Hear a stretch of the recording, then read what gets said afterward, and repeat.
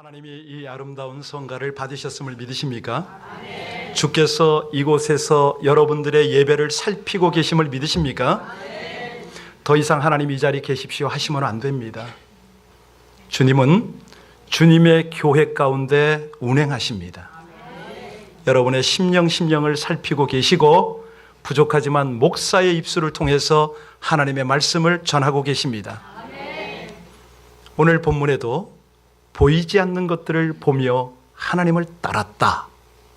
이것이 믿음인데 지난 9년 동안을 한결같은 은혜로 하나님의 교회를 이끌어 주셨습니다. 여러분 가슴에 손 대시고 따라하시기 바랍니다. 주님이 나를 교회 삼으셨고 오늘까지 인도하셨습니다. 믿으십니까? 자, 이제 히브리서 11장 전체 주제가 뭐죠? 믿음장임을 확신하십니까? 믿음이 뭡니까? 하나님이 이 자리에 계신 것을 믿는 게 믿음 맞습니까? 믿음은 보이지 않는 것들을 보는 겁니다. 히브리서 11장 1절 말씀을 여러분 펴세요. 그리고 한번 따라서 하세요. 믿음은 바라는 것들의 실상이요 보이지 않는 것들의 증거다. 사실 우리 예수님께서는 늘 그렇게 하십니다. 당신의 사랑스러운 백성들을 향해서 큰 믿음 가지라고. 큰 믿음을 가지면 그렇게 기뻐하시고 칭찬을 하셨습니다. 믿음이 적은 자는 책망하십니다. 여러분들이 오늘 진심으로 주님은 이곳에 계시고 오늘도 하나님의 음성은 우리 가운데 들려질 것입니다. 바른 믿음으로 반응했으면 우리 주님이 기뻐하십니다. 사실이요, 주님이 가장 기쁘셔서 기적과 이적을 행하시기를 즐겨하셨던 때가 언제냐? 내 믿음이 크도다. 내 소원대로 될지어다. 그런데 반대로 우리 주님께서 피하고 싶어하는 상대가 있습니다. 어떤 상대입니까? 믿지 않는 사람들. 불신자들은 물론이지만 믿음 생활을 한다는 사람 중에도 믿음이 적은 자를 향하여 우리 주님 뭐라고 그러십니까? 믿음이 적은 자여 왜 의심하였느냐? 책망입니다. 그래서요, 우리가 오늘 주일을 맞아 예배를 드릴 때는 내 삶 전체를, 지금 나의 전인격을 하나님 앞에 올려드립니다. 이게 믿음이거든요. 자, 이 믿음과 축복, 믿음과 은혜는 정비례하는 거 여러분 아시죠? 아멘으로 답할 수 있습니까? 믿음을 가지면 큰 은혜를 받습니다. 큰 복을 받습니다. 그러나 믿음이 없으면 그런 것들이 되질 않아요. 오늘 우리 어린 친구들이 있으니까 쉽게 설명을 해볼까요? 여기 수도관 파이프가 있다고 합시다. 저 위에는 어마어마한 물탱크가 있어요. 저수지가 있다고 생각하세요. 적은 파이프를 갖다 연결했습니다. 물이 어느 정도 나올까요? 네. 자, 큰 파이프를 갖다 연결했습니다. 어느 정도 나와요? 예. 내가 믿음 생활을 한다고는 하지만 기쁨이 없습니다. 감사도 없습니다. 범사에 부족합니다. 한숨만 나옵니다. 원망이 되고 실패만 합니다. 왜요? 믿음 생활을 하면서도 작은 가느다란 호스를 연결했기 때문에 그런 거 아닐까요? 큰 파이프를 연결하면요, 이런 것들은 한 번에 씻겨가 버립니다. 내가 상상치도 못했던 하늘 기쁨, 하늘 은혜, 우리 하나님의 평강, 놀라운 하나님의 기적이 넘쳐나게 공급될 줄로 믿으시기 바랍니다. 폭포수 같은 은혜, 하나님의 그 기적의 역사가 쏟아진다는 것이죠. 그래서 우리 하나님이 우리에게 뭐라고 그러시냐면 내 입을 크게, 그러면 하나님은 채우시리라. 입을 여는 것은 누가 하는 겁니까? 내 책임이에요. 우리는 큰 입을 열고 큰 믿음을 가지기만 하면 됩니다. 그러면 하나님은 채우십니다. 나머지는 하나님이 하실 일이에요. 인류 역사, 성경 역사를 가만히 살펴보세요. 모든 모든 믿음의 사람들은 이 위대한 하나님의 역사의 주인공들 아닙니까? 사실이요, 오늘 본문에 여러 인물이 등장하는데 그들의 공통점이 바로 믿음의 사람들이었다 이건데요. 자, 그들은 참된 믿음으로 하나님이 열어주시는 비전의 세계, 그 영원한 미래를 향해서 가더라. 오늘 이게 전체 중심이거든요. 자, 오늘 본문 17절로 19절 다 같이 다시 한번 봉독하시면서 마음에 확 이 단어들이, 하나님의 음성들이 박히면 좋겠습니다. 시작. 아브라함은 시험을 받을 때에 믿음으로 이삭을 드렸으니 그는 약속을 받은 자로 돼 그 외아들을 드렸느니라. 그에게 이미 말씀하시기를 내 자손이라 칭할 자는 이삭으로 말미암으리라 하셨으니 그가 하나님이 능히 이삭을 죽은 자 가운데서 다시 살리실 줄로 생각한지라. 비유컨대 그를 죽은 자 가운데서 도로. 이 아브람과 이삭과 야곱이 살던 시대를 어떤 시대라고 그러죠? 네, 족장시대 이렇게 말합니다. 이 족장시대의 특징을 혹시 아십니까? 그때는 확정된 영토가 별로 없었습니다. 이들은 자기 땅을 소유하지 못한, 대부분 그렇습니다, 유목민으로 살았습니다. 목축을 하면서. 자, 그런데 이들이 뭘 봤느냐? 미래를 봤습니다. 하나님의 나라를 본 거예요. 어떻게? 믿음의 눈으로. 그런데 이것을 보는 방법이 뭐냐? 히브리서 11장 8절을 보시면 그렇게 말합니다. 믿음으로 아브라함은 하나님이 부르셨을 때에 순종하여 장래 받을 유업을 향하여 나갔다. 그런데 그는 갈 바를 알지 못했다. 모르고 가는 거예요. 뭘로요? 그렇지요. 물론 창세기 17장 9절에 하나님께서 아브라함에게 말씀하셨습니다. 아브라함아, 내가 너와 언약을 세울 텐데 너의 후손들에게 영원한 언약이 될 것이야. 하나님의 비전이죠. 후손들에게 이걸 약속을 하신 거예요. 이것이 이삭을 통하여 성취될 것이다.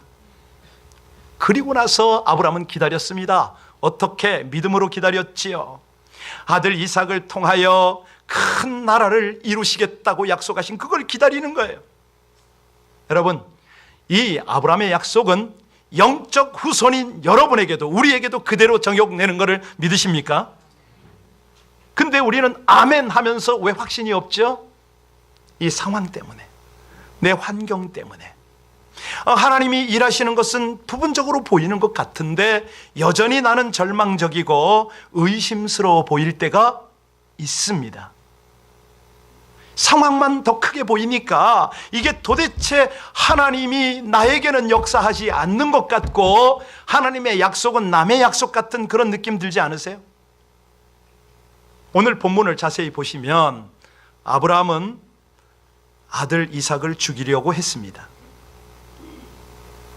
왜? 하나님이 아들을 죽이라고 했기 때문에. 자, 방금 전에 우리는 하나님이 아브라함에게 언약한 언약을 보았잖아요. 그런데 여기서는 갈등이 됩니다. 독자 이삭을 바치랍니다. 여러분, 이 하나님의 명령이 정확합니까? 모순이 되지 않나요? 그렇습니다. 여기 아브라함이 하나님의 약속으로 받은 그의 자녀, 그 외아들 죽여야 하는 이유가 뭘까요?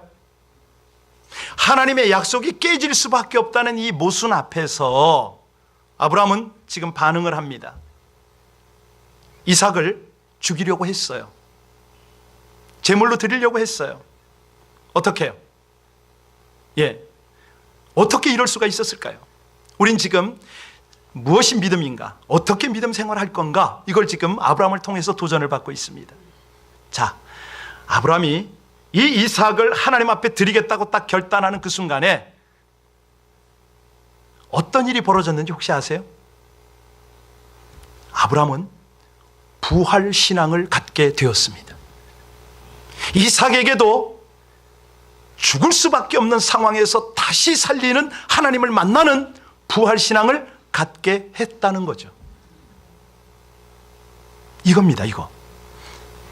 창세기 22장 12절에 보면요, 바로 이삭을 죽이려고 하는 그 순간에 하나님이 뭐라고 그럽니까? 여호와 이레로 딱 등장하시면서 하시는 말씀, 기가 막힌 말씀이 있어요. 아브라함에게 뭐라고 그랬는지 기억하세요? 아브라함아, 그만 멈춰라. 내가 이제야 너 아브라함이 하나님, 나 하나님을 경외하는 줄을 알겠노라 라고 말씀하세요. 절대 믿음으로 받아주신 거죠. 우리가 지금 이 성경의 인물들을 도전받으며 과연 나는 어떻게 살 건가? 아니, 아브라함 말고 다른 사람은 어떻게 반응했는가? 20절로 21절 한번 같이 볼까요? 20절로 21절 같이 봉독합니다. 시작. 믿음으로 이삭은 장차 있을 일에 대하여 야곱과 에서에게 축복하였으며 믿음으로 야곱은 죽을 때에 요셉의 각 아들에게 축복하고 의지하여 경배하였다. 보시죠. 아브라함의 믿음이 지금 계승이 되고 있지 않습니까? 바로 이겁니다. 이들은 아브라함, 이삭, 야곱 모두 요셉까지 뭐 그 후세대는 말할 것도 없고요, 생애 최후 순간까지 믿음을 지킨 사람이었다. 하나님은 인정해 주셨습니다. 그들이 임종이 가까울수록 삶을 어떻게 마감합니까? 어떻게 정리합니까? 우리 여기 하나님께 부름받을 순서 아무도 장담 못합니다. 그죠? 여러분은 내일 하나님이 부르신다면 적어도 우리 자녀들에게 무엇을 유산으로 남기시겠습니까? 오늘 본문이 그거 아닙니까? 여기 아브라함도 이삭도 야곱도 요셉도 유언 증서를 남기지 않습니다. 뭘 남깁니까? 그들에겐요, 한결같아요. 하나님을 경외하는 믿음을 남기고 그 증거로 그들을 축복했어요. 예언했어요. 기도했어요. 이삭은 야곱을 축복했어요. 이삭의 아들이 누구죠? 누가 장자입니까? 에서예요. 그런데 이 야곱을 속아줬어요. 목소리가 너 아니잖아. 손도 이거 아니잖아. 다 아는 아버지가. 이 야곱이 비열하게 나왔지만 그 아들을 축복했다는 거예요. 할 수 있는 한 우리 하나님을 전수하고 싶었던 거죠. 그랬더니 야곱이 그걸 배운 거 아닙니까? 자기의 12아들, 특별히 요셉의 2아들까지 아버지에게 배운 그대로 합니다. 여러분, 이 과정을 통해서 우리가 어떤 하나님을 느낄 수 있습니까? 기도하는 자는 물론이지만 기도를 받는 자에게 은혜 주시기를 원하는 하나님, 저들을 사용하고 싶으셔서 저들을 통해서 영광을 나타내고 싶어하는 아버지의 마음이 느껴지십니까? 요셉이 그걸 깨달았어요. 그 잘 나가던 애굽의 총리잖아요. 죽으면서 뭘 하죠? 내 자손들아, 이 애굽 땅에서 이미 만들어 놓은 권력과 재물을 의지하지 말고 돌아가라. 내 뼈 가지고 가라. 이거예요, 이거. 우리가 성경을 쭉 살펴보니까 창세기에 또 그 이후에 나오는 이 아브라함의 후손들의 축복이 아브라함이 기도한 그대로, 이삭이 기도한 그대로, 야곱이 축복한 그대로 그 후손들에게 다 성취되었음을 믿으십니까? 네. 그들이 믿음으로 선포한 그대로 하나님은 다 이루셨어요. 자, 그렇다면 오늘 여러분에게 다시 한번 질문합니다. 여러분들은 후손들에게 자녀가 없다면 영적 자녀가 있겠죠. 무엇을 유산으로 남기시겠습니까? 23절 볼까요? 자, 모세의 부모 케이스 같이 읽습니다. 시작. 믿음으로 모세가 낳았을 때에 그의 부모가 아름다운 아이임을 보고 석 달 동안 숨겨 왕의 명령을 무서워하지 아니하였다. 그리고 믿음으로 모세는 장성을 했다. 이 내용이 나옵니다. 그죠? 예, 여러분, 여기 이 구절, 짧은 구절이지만 모세의 부모의 믿음은 대단한 거였습니다. 그 당시 장자가 나면 다 죽여야 했습니다. 그런데 그들 속에 믿음이 있어서 모세를 보고 하나님의 미래를 본 거예요. 그들에겐 참된 믿음이 있어서 이 아이를 보자마자 바로 왕의 명령에도 불구하고 자신들의 생명을 무릅쓰고 그 아이를 감추고 하나님의 비전을 펼친 거죠. 여러분, 이게 무슨 얘기인지 아세요? 믿음이냐 두려움이냐 이 얘기거든요. 혹시라도 내가 지금 신앙생활을 하는데 믿음보다는 두려움이 밀려올 때가 있지 않습니까? 걱정스럽고, 네, 내가 이대로 가다가 무슨 일이 벌어질까? 내 눈 맞추세요. 내가 지금 미래가 안 보여, 암담해. 지금 성경을 얘기하는 겁니다. 잘 들으세요. 나는 택해야 됩니다. 믿음입니까? 두려움입니까? 지금 이 얘기를 하는 거예요.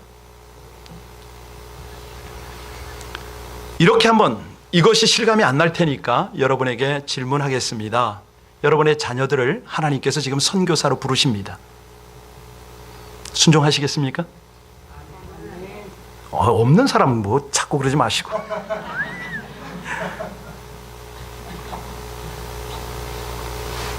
자녀를 선교사로 불렀습니다. 순종하시겠어요?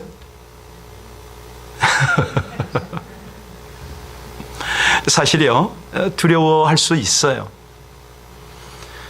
나에게 아이를 주신 주님께 믿음을 가지고 아이를 맡겨야 된다, 이건 아는데, 네, 이게 쉽지가 않아요. 그러면 이 설교를 하는 니는 잘하고 있냐? 예, 이번에 용기를 좀 냈습니다. 그 번개처럼 다녀온 그 일주일 여정 중에 두 아들 부부를 자기들이 자리를 만들었어요. 함께 예배를 드렸습니다. 이게 잘 알지도 못하는 할아버지, 평소에 만나지도 못하는 할아버지를 알아요. 피부치라 4살짜리가. 제가 예배를 인도하는데 이 손녀들이 앞에서 박수를 치는 거예요. 찬송을 하는데, 동영상 나중에 보여드릴 수도 있는데 하나하나를 끌어안고 축복 기도를 해줬습니다. 그리고 두 아들 부부에게 약속을 받았습니다. 너희들이 미국을 방문하면 내가 마음에 품은 것이 있는데 좀 나의 뜻을 좀 따라줄 수 있겠니? 뭡니까? 우리 가까운 멕시코로 단기 선교 가자. 아들의 반응이 뭐라고 그랬을까요? 애들이 아직 어리잖아요. 티와나 너무 위험하잖아요. 제가 뭐라고 대답했을까요?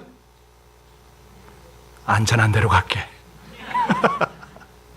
예, 사실이요, 우리가 이런 은혜를 나눌 수 있다는 거, 하나님의 나라를 함께 동역할 수 있다는 거, 아니 이런 어떤 거룩한 믿음의 도전을 받는다는 거, 이건 놀라운 축복 아닙니까? 여기 오늘 우린 모세의 부모를 보았습니다. 모세 부모의 믿음을 따라 모세가 자랐지 않습니까? 자, 모세가 어떤 길을 가는가? 우리 24절로 26절을 보면 모세의 갈등과 함께 그의 미래가 보입니다. 같이 읽습니다. 시작. 믿음으로 모세는 장성하여 바로의 공주의 아들이라 칭함받기를 거절하고 도리어 하나님의 백성과 함께 고난받기를 잠시 죄악의 낙을 누리는 것보다 더 좋아하고 그리스도를 위하여 받는 수모를 애굽의 모든 보화보다 더 큰 재물로 여겼으니 이는, 여러분 모세 입장이 좀 돼 보시기 바랍니다. 우리 성경 속으로 조금만 들어갔다 나올게요. 여러분들이 궁중의 왕자요 공주입니다. 화롭지요? 날마다 음식 잘 먹겠지요? 좋은 옷 입겠지요? 별로 수고하지 않아도 내가 갖고 싶은 거, 나누고 싶은 거 충분히 할 수 있습니다. 그런데 이거를 다 포기하는 거예요. 더군다나 나를 여태까지 길러주고 채워주고 그 가르쳤던 아버지 왕의 노함에 직면할 수도 있습니다. 자, 이 두려움, 이 갈등을 택할 것입니까? 아니면 정말 이 두려움, 갈등을 무릅쓰고 믿음을 택할 거냐? 아니면 정말로 내가 안주할 것이냐? 모세는 적어도 자기를 부르신 분의 뜻은 알았습니다. 하나님께서 내 부모를 통해서 나를 지금 이곳에 세워준 그 뜻을 분별하려고 몸부림쳤을 거고 그걸 깨달았을 거예요. 모세가 바로의 궁에 평생 거했더라면 그의 미래는 어땠을까요? 예, 호의호식하죠. 잘하면 왕도 할 수 있었겠고요. 그런데 모세는 어느 길을 택했다고요? 26절 읽으셨잖아요. 다시 한번 보세요. 26절. 예, 보니까 모세는 어느 길을 택했어요? 보화보다 예, 수모를 택했다. 수모를 택했다. 예, 여러분 바로 이거 아닙니까? 우리가 하나님을 믿는다면, 우리가 하나님을 온전히 의뢰한다면 이거 택할 수 있잖아요. 하나님은요, 믿음으로 의로운 고난에 참여하는 자를 하나님이 붙드시는 거 아닙니까? 그렇습니다. 왜? 믿음 하나 보고 구원 역사 펼치시고요, 믿음 하나 보고 기적의 역사를 펼치시는 분이 우리의 아버지이심을 믿습니다. 사실이요, 우리가 이해할 수 없는 환경이 너무 많습니다. 도저히 앞이 보이지 않는 그런 어떤 절대 조건일 때가 너무 많습니다. 자, 그때에 우리를 갈등 속으로 몰아넣는 하나님의 뜻이 뭘까요? 이때 우리는 어떻게 반응해야 될까요? 이 성경에서 인물들은 어떻게 반응했을까요? 우리 29절로 마지막 31절까지를 함께 봉독하면서 이들의 마음이 되어서 읽으시기 바랍니다. 시작. 믿음으로 그들은 홍해를 육지같이 건넜으나 애굽 사람들은 이것을 시험하다가 빠져 죽었으며, 믿음으로 7일 동안 여리고를 도니 성이 무너졌으며, 믿음으로 기생 라합은 정탐꾼을 평안히 영접하지 아니하였으므로 순종하지 아니한 자와 함께 멸망. 여러분 읽으셨는데 이게 말이 되는 명령입니까? 냉정하게 생각해 보세요. 여러분 이성을 가지고 한번 생각해 보세요. 홍해를 건너랍니다. 바닷물이 넘실대는 그 바닷속을 가려는 거예요. 지금 이게 여러분 가실 수 있어요? 저는 해봤냐고요? 제가 백두산에, 중국의 장백산에 갔을 때 일입니다. 거기가 참 신비한 곳인데요, 어지간하면 자기 민낯을 잘 안 보입니다. 천지를. 제가 몇 번 갔었는데 그 중에 한 몇 번은 못 봤습니다. 한 번은 너무 안개가 자욱해서 성경이 떠오르더라고요. 일행도 있고 하니까 제가 영역을 좀 한번, 하나님께서 주신 영적 은사를 한번 써보리라 생각하고 작 막대기 비슷한 걸 들고 손을 내밀고 기도했어요. 이 장백산의 안개는 거쳐질지어다. 강한 믿음으로 했어요. 거쳤을까요? 안 거쳤죠. 얼마나 창피했겠어요. 저는 안개도 안 되더라고. 안개도 안 돼요. 그런데 지금 바다 앞에서 거기를 건너간다고 지금 쓴 거예요. 수많은 백성들의 심정이 어땠을까요? 아니, 뒤를 쫓아오는 애굽 사람들이 봤을 때 저 인생들을 어떻게 볼까요? 이런 상황이에요. 아니, 여리고 성을 돌고 돕니다. 하루도 아니고 일주일씩이나. 좀 이상하지 않아요? 여러분 같으면 그렇게 하시겠어요? 그 큰 성을? 지금은 우리는 성경을 보고 기적을 다 확인한 다음에 이 말씀을 들으니까 예스 그러지만, 진짜 그 상황에 여러분이 내몰렸을 때 그렇게 하시겠냐고요. 사실 우리가 믿음 생활을 한다고 합니다. 그런데 어떤 때는 참 사람들이 비웃고, 꼭 그렇게까지 시간을 들이고 간절히 기도해야 되느냐, 뭐 이런 어떤 상황으로 내몰릴 때가 있잖아요. 그럴 때 하나님이 뭘 보기 원하신다고요? 네 속에 있는 참된 믿음을 보고 싶다는 거죠. 나중에 결국 하나님은 홍해도 열어주시고 여리고 성도 다 함락시켜 주셨습니다. 오늘 여기 방금 전에 우리는 라합을 봤잖아요. 그죠? 라합이 어떤 인물입니까? 요즘 말로 하면 장녀예요. 기생이에요. 왜 이 인물을 등장시켰죠? 너희 신분이 어떨지라도, 어떤 죄를 짓고 어떤 상황 가운데 있을지라도 나는 믿음을 귀히 여긴다. 아무리 창기라도 목숨을 걸고 적국에서 온 정탐꾼, 뭐 그들 입장에서 보면 간첩이죠, 스파이죠. 근데 하나님 나라 입장으로 보면은 하나님의 사자인 거예요. 그를 보호했어요, 숨겨줬어요. 그런데 이 모든 것의 공통점은 뭐냐면 이해가 안 되는, 파악이 안 되는 그런 명령, 그런 상황 속에서 순종을 했다, 이거 아닙니까? 이거거든요, 이거. 여러분, 참된 믿음이 뭐라고요? 하나님이 펼치는 미래를 향하는 거거든요. 이해가 안 가도 명령이면 가는 거예요. 히브리서가 그렇게 논지를 우리에게 전합니다. 지금 현재 현실적 상황에도 불구하고 도저히 이해되지 않는 하나님의 말씀에 순종할 수 있느냐? 이거거든요, 이거. 하나님의 주권을 인정한다면, 그 하나님의 통치를 신뢰한다면 하나님은 여러분을 통해서 일하신다. 이게요, 이제 교리적으로 신학적으로 설명할 수가 있어요. 근데 우리가 믿음도 똑같습니다. 그렇게 교리적으로 신학적으로 믿을 수가 있어요. 그런데 성경은 내세를, 영생을 그걸 위해서 믿으라, 이것만 말하는 게 아닙니다. 성경에서 강조하는 건 뭐냐면 신앙은, 믿음은 현실이다, 생활이다. 신앙은 삶이다. 그것이야말로 힘이고 능력이다. 지금 이거를 계속 강조하고 계신 거예요. 자, 그렇다면 우리가 어떻게, 무엇을 믿어야 될 것인가? 이거는 이제 기억을 하셔야 되는데요. 무엇을 어떻게 믿을 것인가? 27절 보시기 바랍니다. 27절. 자, 무엇을 어떻게 믿느냐? 하나님을 믿어야죠. 무엇보다도 하나님의 약속을 믿어야죠. 다시 한번 읽습니다. 시작.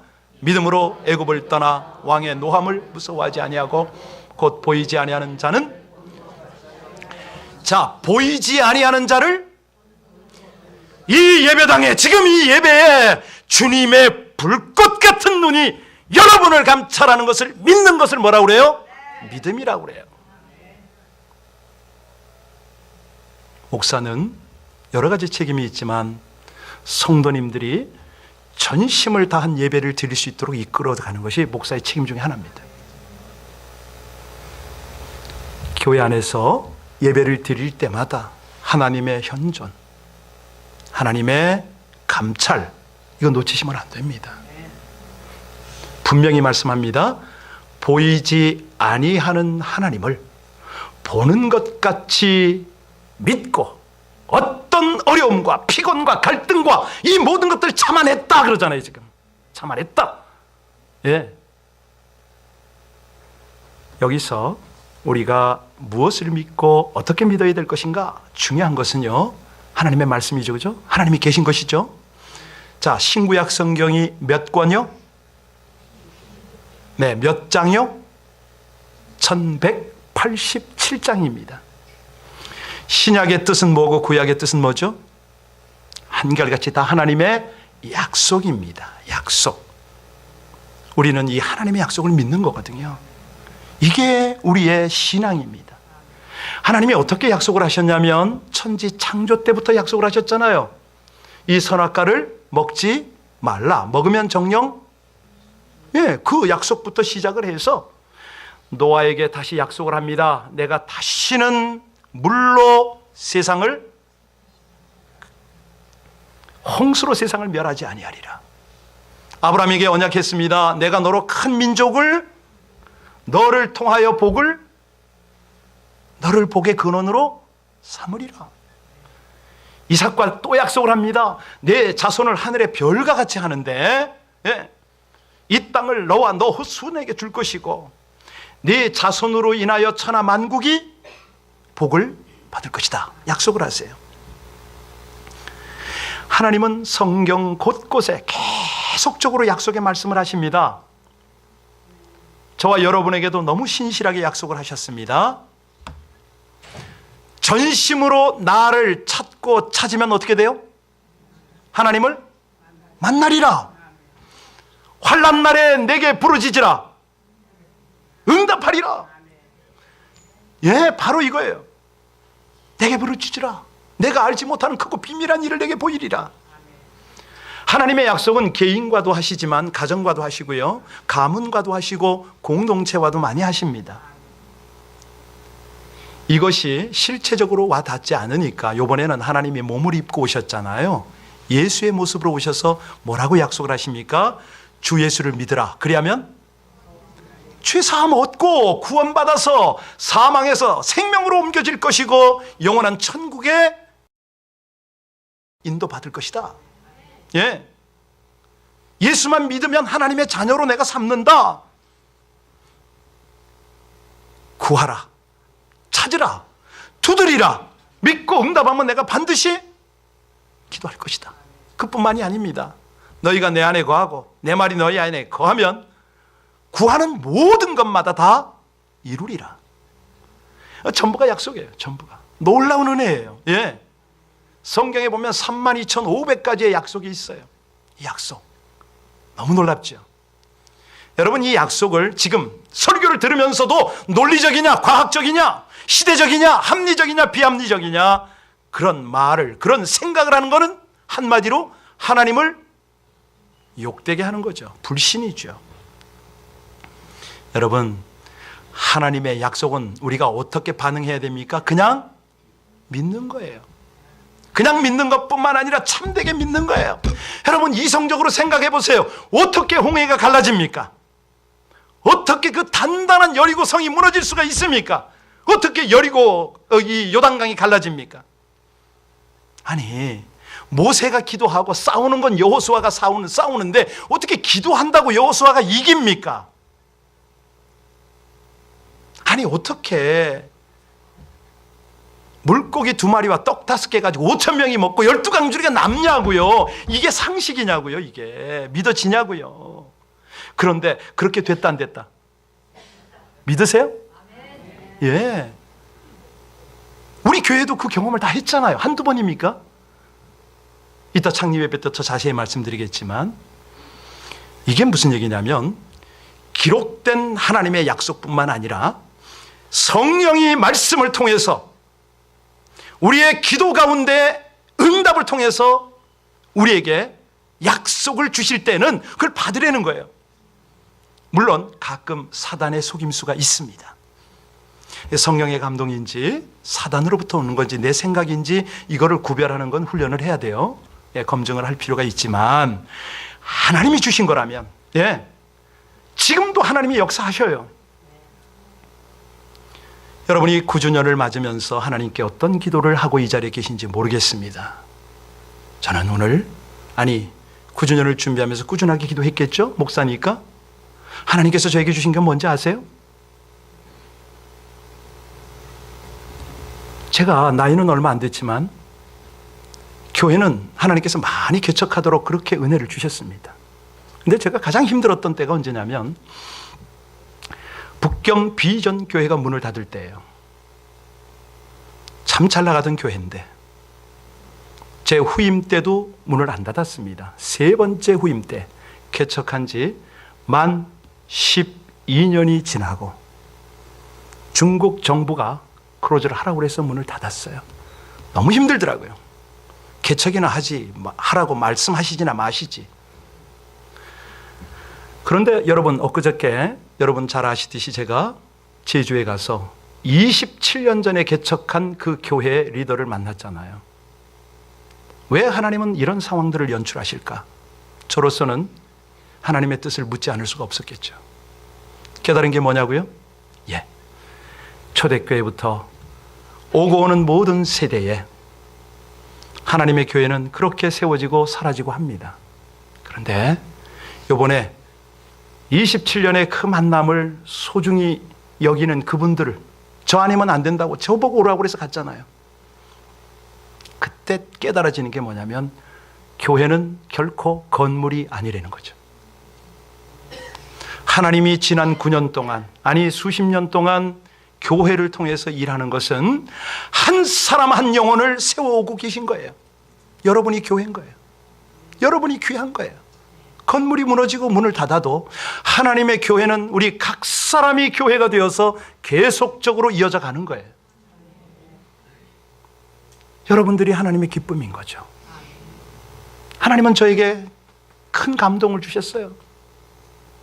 힘들지만 이 이민교회가 결코 만만치 않고 특히 LA 안에 있는 교회 힘들지만 잘 가고 있다, 종아. 내 착하고 충성된 백성들과 함께 잘 가고 있다. 그렇게 저를 위로해 주셨습니다. 제가 그랬죠. 하나님, 그것조차 하나님의 은혜인데 그렇게 가도록 이끌어 주시고 우리 모두를 붙여주시고 뭐 나가고 들어오고 또 나가고 또 들어올 텐데 하나님, 이게 잘 가고 있는 거라고요? 예? 잘 가고 있는 거예요. 우리 하나님이요, 이렇게 핏값으로 사시고 지금 이 교회의 머리가 되셔서 함께 하실 때는 여러분들을 반드시 귀하게 쓰고 싶으신 것을 믿으시기 바랍니다. 여러분들을 위대하게 하고 싶으신 거예요. 여러분의 가문과 후손을 통해서 하나님이 영광을 나타내고 싶어 하시는 겁니다. 존귀하게, 반드시 존귀하게 될 줄로 믿으시기 바랍니다. 근데 조건이 뭐예요? 참된 믿음으로 반응하는 겁니다. 그래야 하나님의 미래를 볼 수 있는 거 아닙니까? 오늘 26절을 가만히 뜯어 살피셔야 됩니다. 모세가 그 모든 걸 포기하고 하나님 앞에 반응할 수 있었던 그 핵심, 26절에 보면은 더 나은 상을 바라보았다. 더 나은 상 주시는 이심을 바라봅니다. 바울 사도가 이걸 깨닫고 뭐라고 그랬냐면, 이제 후로는 나를 위하여 의의 면류관이 예비되었으므로 주 곧 의로우신 재판장이 그날에 내게 주실 것이며 내게만 아니라 주의 나타나심을 사모하는 모든 자에게니로야. 이거예요, 이거. 영원한 나라에서 다시는 잃어버리지 않을 그 상을 받으러 나가는 거죠. 모든 부끄러움, 모든 고통 다 받아낼 수 있는 것은 바로 이것 때문에 할 수 있습니다. 여러분, 상 받을 때 어떻게 상을 받습니까? 한번 상식적으로 한번 생각해 보실까요? 일반적으로요, 대충 설렁설렁하는 사람에게 상이 돌아갑니까? 없습니다. 그런 거 상의 대상이 아니지요. 오늘 히브리서 11장은 우리가 모든 분야에서 대상을 받은, 챔피언을 얻은 그런 사람들을 우리는 보고 있습니다. 아벨, 어떤 부분에서 대상입니까? 아벨, 예배죠. 예배 부분에서는 하나님이 기쁘게 받으셨잖아요. 자, 에녹은 어느 부분에서 우승자 같아요? 하나님과 동행자로서는 에녹만큼 300년 동안 동행하고 보이지 않게 옮겨간 사람 나와보라고 그러세요. 노아는요, 방주 짓는 일에는 몇 년 동안 지었죠? 그러니까 나와보라. 조선 누가 선박을 만들어도 120년 동안 만들 사람 나와보라 그러세요. 아브라함은 어느 분야에서 우승했습니까? 순종이죠, 순종. 예, 이삭과 야곱은 축복하는 일에는 대상자였습니다. 여러분들 이런저런 분야 못 따라가면 이거라도 좀 하세요. 이거 돈 드는 거 아니잖아요. 예. 자식들 좀 축복하세요. 그냥 마음껏 축복하세요. 모세는 자기 민족을 위하여 고난받는데 1등자였습니다. 다윗은 하나님의 마음을, 하나님께 마음 들게 하는 그 일에는 우승자였습니다. 자, 여러분에게 도전합니다. 여러분들은 어느 분야의 챔피언이 되고 싶으십니까? 오늘 한번 생각해 보세요. 절대 믿음에 있어서 제가 1등이 되고 싶습니다. 아니면 적어도 하나님께 기도하는 일에서 이제 밀리고 싶지 않습니다. 혹은 전도자로서 제가 좀 나가면 어떨까요? 이것저것 다 안 되면, 예, 하나님 순종하는 일에 제가 우리 성도들에게 밀리지 않겠습니다. 예배하는데 제가 1등 되면 안 될까요? 교회를 섬기고 헌신하고 충성하는 일에 저를 좀 써주십시오. 여러분, 권면 드리겠습니다. 불평하고 시험하고 비난하는 일에는 꼴찌가 되시길 바랍니다. 정말로 그거는 안 됩니다. 그건 안 됩니다. 예, 하나님 불신하는 거잖아요. 그렇죠? 하나님은 반드시 상을 주시거든요. 잘 참아냈기 때문에 이 상은 천국에서 받을 면류관도 의미하지만 이 세상에서 받을 복을 의미합니다. 믿음으로 주님의 인도를 따라가는 거죠. 그럴 때 하나님이 믿음을 보시고 당신의 동역자 삼으셔서 하나님의 나라를 펼치시지 않습니까? 예, 이 전능하신 하나님, 이 전능하신 하나님을 우리 찬양했으면 좋겠습니다.